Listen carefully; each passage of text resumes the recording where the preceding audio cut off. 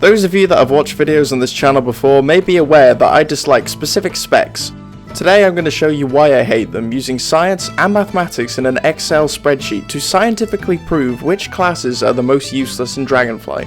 The specs will be ranked by how many points they gain. There are 10 different categories. There is single target slow and knockback, single target stuns, AoE slow and knockback, AoE stuns, burst mobility, long mobility, class special abilities, strong class special abilities, spec special abilities, and how self-sufficient they are. Yeah, there's definitely one or two. And as a quick disclaimer, these categories are something that I literally came up with in the shower, so if you don't like them, cope. Anyway, here's how the categories work.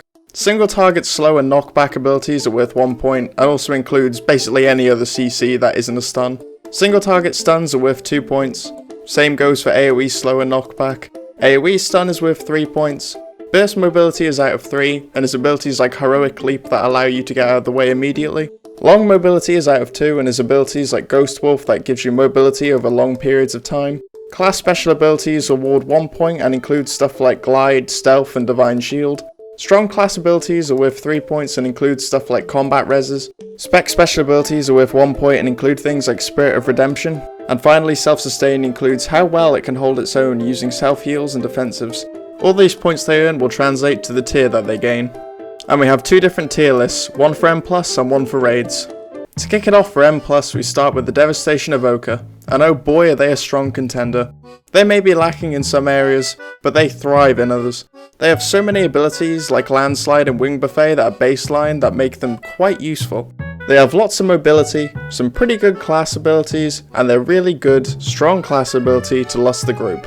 Their self-sustain is also pretty good. They can spam Living Flame and use Emerald Blossom to heal themselves, and use Obsidian Scales to reduce their damage taken. Overall, it's a pretty well-rounded spec, which is extremely annoying because I have two friends that play Devastation and I'm never going to hear the end of it. Its counterpart Preservation falls slightly behind on the CCs, but only because they're forced to talent Landslide if they want it. I mean, I'm just surprised they have so much CC. I mean, in our instances, our healer Matty's too busy panicking because I'm screaming about Meta and Last Resort being on cooldown. He's screaming because Angel's on cooldown and desperately trying to keep me alive. Meanwhile, our dev friends are casually spamming Living Flame and watching Sidemen Among Us on their other monitor, as if nothing's happening. So I don't exactly think it's the healer's job to CC everything a lot of the time. Either way, they've still got a lot of CC. And one thing they have which Devastation doesn't have is full points on the self-sustain category. I mean, come on, they are healers. And this all together leads to Preservation being in the exact same category as Devastation.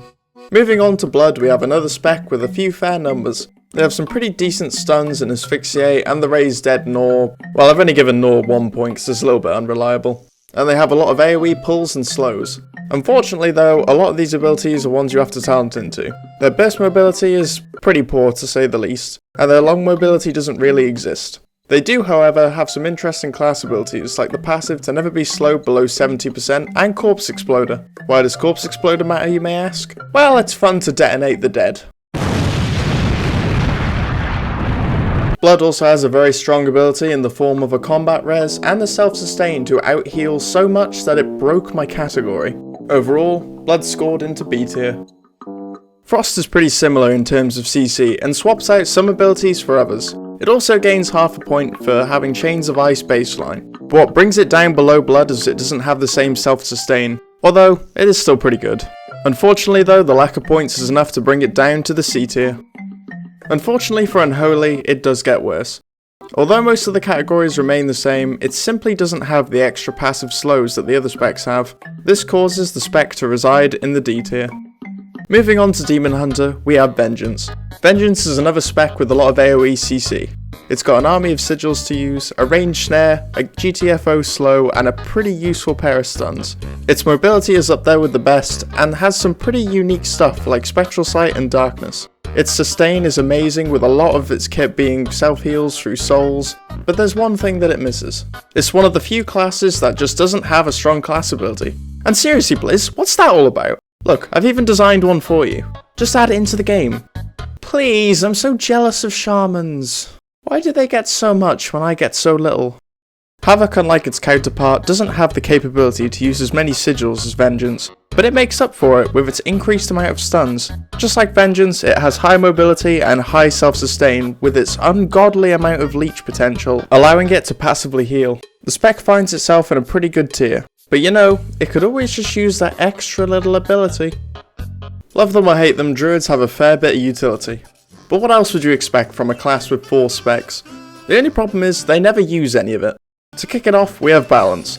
They have some absolutely amazing CC, from iconic abilities like Entangling Roots to summoning your own personal bodyguards to rough them up. They have some pretty good burst mobility with abilities like Tiger Dash and Wild Charge. They have some pretty great class abilities like Innovate and Stampede. And they also have some really strong class abilities like their Battle Res and all the shenanigans they can do between different forms. They have so much potential with these forms to off-tank and off-heal, but you know, they won't. Overall though, Balance finds itself at a pretty good spot. Now this is a highly controversial thing to say, so you're gonna have to bear with me with this one. But Feral is basically the more useful version of Balance. No, seriously, hear me out.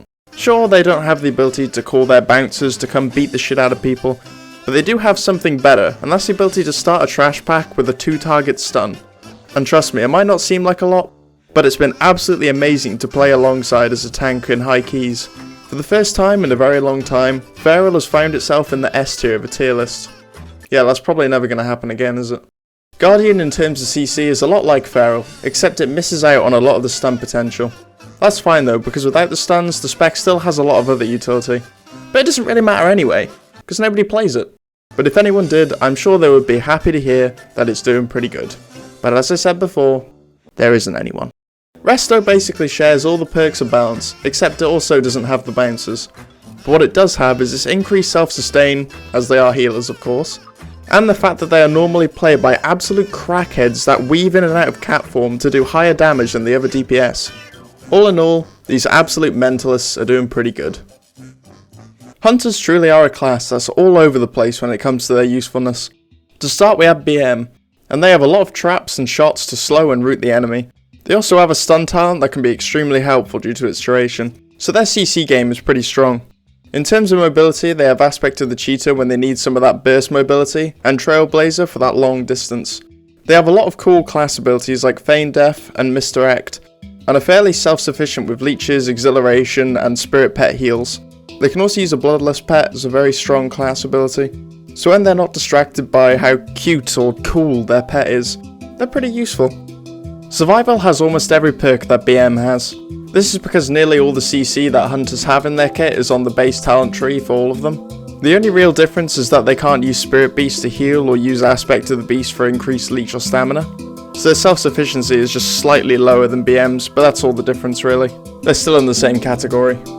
Marksman, again like Survival, has a lot of the same stuff as BM, but with some key differences. Because they don't use pets, they don't have access to pet passive, stuns, or even the Bloodlust.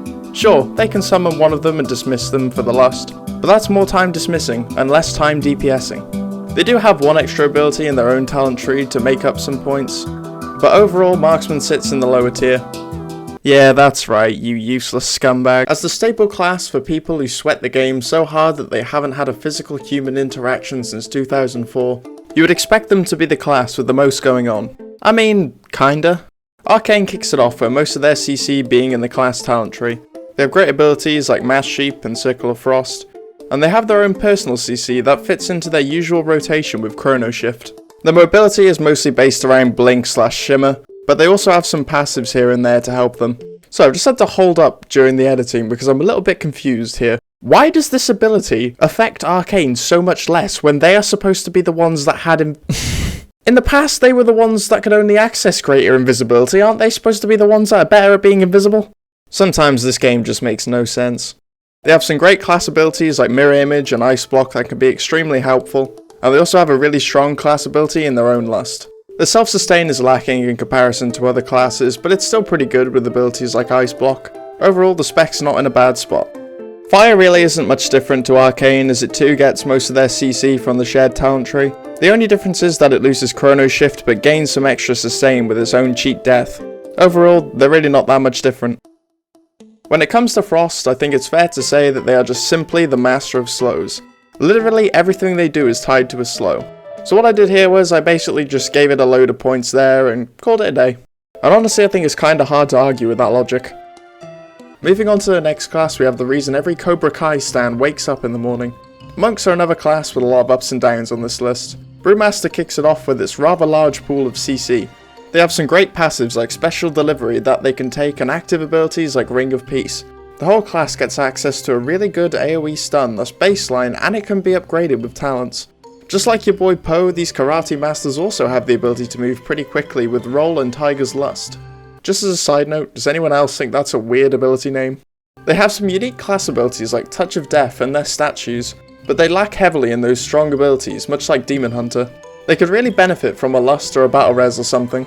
Their self-sustain is also a lot worse than the other tanks. I mean, when was the last time you saw a Brewmaster survive longer than 15 seconds without a healer? It just doesn't happen. Brewmaster unfortunately finds its place at the bottom.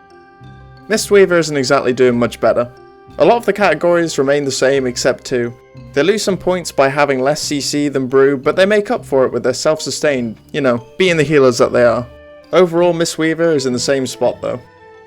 Windwalker is the slightly brighter route for Monk. Like Brewmaster, they also have a fair amount of CC to play with. They also come with much better self-sustain when taking abilities like Fortifying Brew and Vivacious Vivification? Whatever. Overall, Windwalker is in the C tier. Paladin is a class that hasn't exactly seen the best start this expansion. And unfortunately, as of recording, we know there is planned changes, but we don't know what they are. So this rank could change, but probably not drastically. To kick it off, Proc comes in with some pretty moderate CC. Sure, they have a nice beefy single target stun, and some pretty decent slow potential, but it's nothing too crazy. All things considered, their burst mobility is actually decent. 100% speed increase on demand is really good.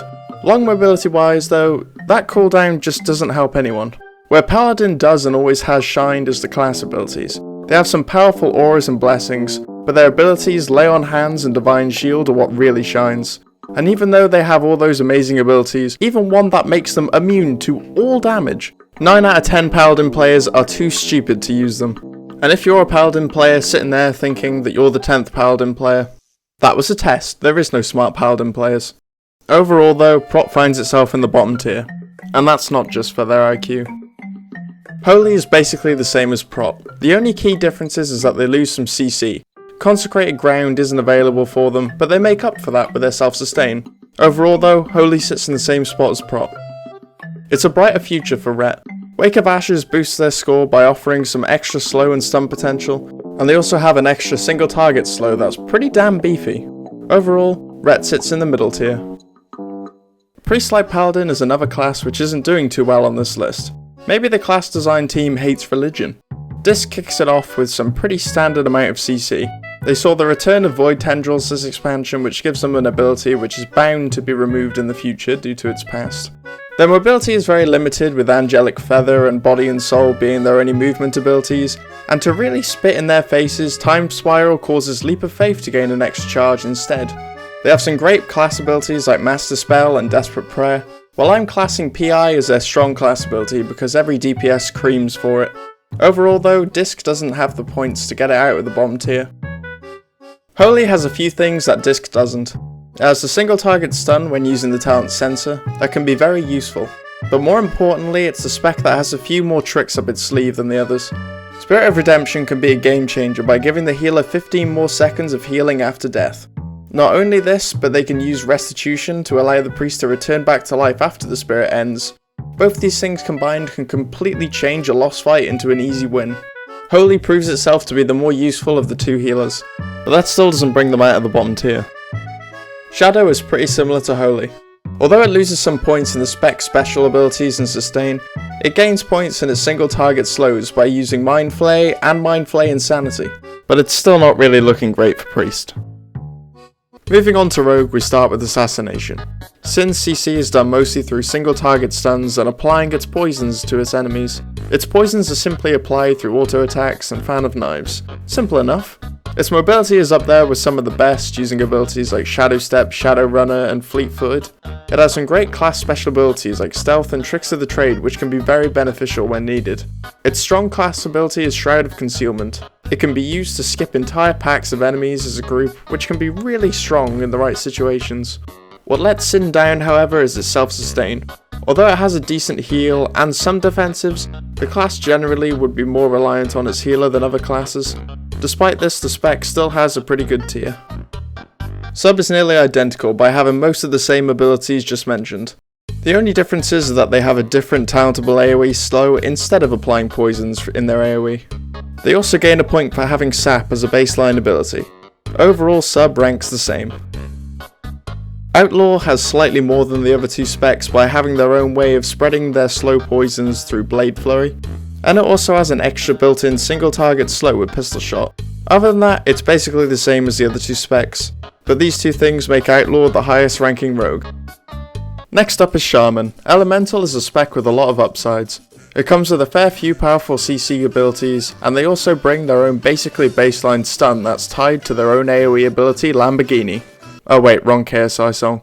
They have some pretty decent burst mobility with Gust of Wind and Thunderous Paws, but their long mobility has always been where Shaman shines by turning into your Nan's dead dog. They have some pretty great class abilities with their totems and their bouncer. Speaking of, we need a petition to name our elementals. I think it would be way better if my elemental was called something like Big Phil while they beat up my enemies. Anyways, they also have the strong class ability to Lust and Self-Res, and their self-sustain is pretty good by spam healing themselves, although they do have to stop DPSing to do it. Overall, Ellie is looking pretty strong. Enhancement is nearly identical to Ellie. Of course, because it is the melee spec, it loses Earthquake but gains Ice Strike. Not really the best trade, but it's still pretty high up. There's not really much more to talk about Resto either. Resto is the same as Enhance except it loses Ice Strike and gains some self-sustain, so it too is A tier. Warlock is another class like Shaman that overall performs very well on this list, and I don't even need to make dead pet jokes for this. Oh wait, never mind. To kick it off, we have Affliction with a pretty decent amount of CC. They have slow curses, a way to mass slow curse, and a pretty beefy AoE stun and more.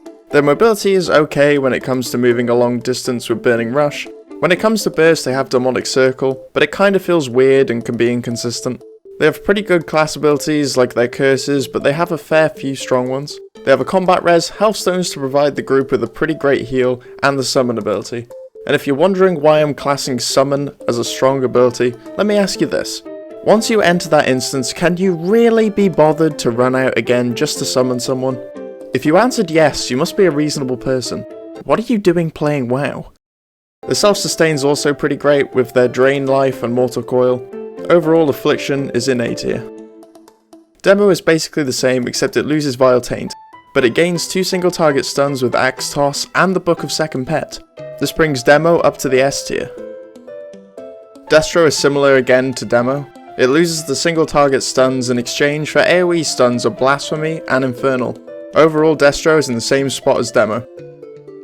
Finally, we have Warrior, and as a class exclusively played by white dudes with anger issues, they ain't gonna like what's coming. Warriors are a class with a fair bit of CC. They have abilities like Shockwave, Piercing Howl, Spear of Bastion, and much more. Their mobility is great for both burst and long distance with Heroic Leap, Charge, and Intervene. Unfortunately, that's kind of all they do well. They really are lacking on those class abilities. The only thing that they really have is their stances and Shattering Throw, while their only arguably strong class ability is Rallying Cry, which you have to talent into.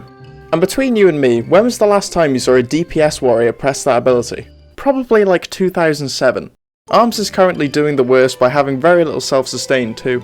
It got some stuff like Impending Victory and Ignore Pain, but generally it's not surviving without a healer. Overall, Arms is in the bottom tier. Fury joins Arms. Sure, it has slightly more self-sustain with Enrage regen and Bloodthirst heals, but it's not enough to bring them out of the bottom tier.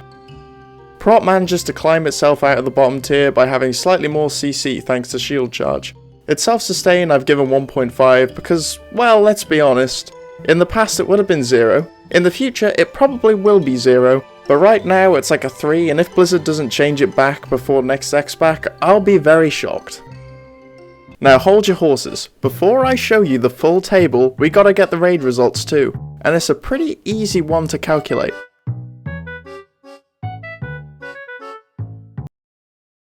Here's the results for Mythic Plus, and here's the results for Raids. If you just skipped ahead to this part of the video, fair enough, I would have done the same thing. But just know it's your fault my retention graph is going to look like the Twin Tower. Just remember this doesn't factor in DPS or how fun a spec is, so it shouldn't really be used to decide your class. Just use it as bragging rights if you play Warlock. If you want to find out how fun the specs are, you can click on this video here, and if you want to explore the nostalgia of the starting zones, you can click this video instead. And as always, thanks for watching.